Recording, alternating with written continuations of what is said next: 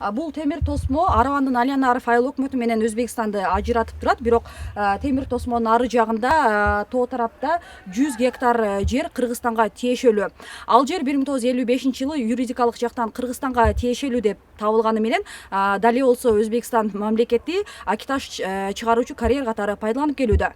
Тагыраагы 100 гектар жерди коңшу мамлекет Советтер Союзунан бери пайдаланып келет. Арабан району жер тилкесин кайтарып алуу боюнча 2009-жылы кайрылуу жолдошкон. Бирок Өзбекстандын бийлиги ордуна башка жер бересиңер деген талапты койду.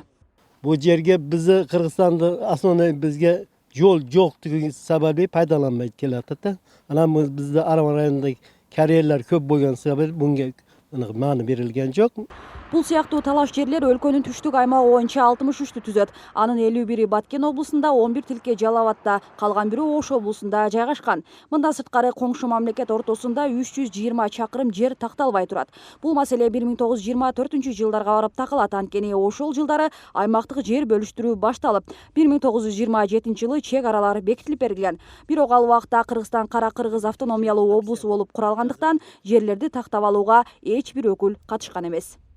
Биздин атыбыздан Россиян өкүлү болуп Мырза Гали деген катышкан, ал өзү казакстандык болгон. Сүйлөшүүлөрдө Өзбекстан менен Казакстан өкөнүн мамилесин чечип, Кыргызстандыкына ал көңүл эле бурган эмес. Талаштуу аймактарды тактоо үчүн өлкөнүн түштүгүндөгү 3 облустагы чек ара кызматкерлери, жергиликтүү бийлик өкүлдөрү жана тарыхчылар отурумга чогулушту. Анда негизинен Советтер доорунан берки Кыргызстан Өзбекстан ортосундагы түзүлгөн жер карталары иликтенди. Маселен, мындан 100 жыл мурун Азиатский час России деген аталышта негизделген картада эки мамлекеттин аймактары даана белгиленип берилген. Космостон тартылган съемканы карасаң, ошол жерде тетиги жерлер Кыргызстандын азыркы өзбектер талашып аткан жерлер Кыргызстан деп эле жазылып турат. Эми бул сыяктуу иликтенген далилдерди жыйындын катышуучулары жазма сунуш иретинде өкмөткө жиберишет. Эми алар бул сунуштар жер тилкелерин тактоодо пайдаланылат деген үмүттө. Белгилей кетсек, Өзбекстандан делегация кийинки жума такталбаган тилкелер боюнча келери күтүлүүдө.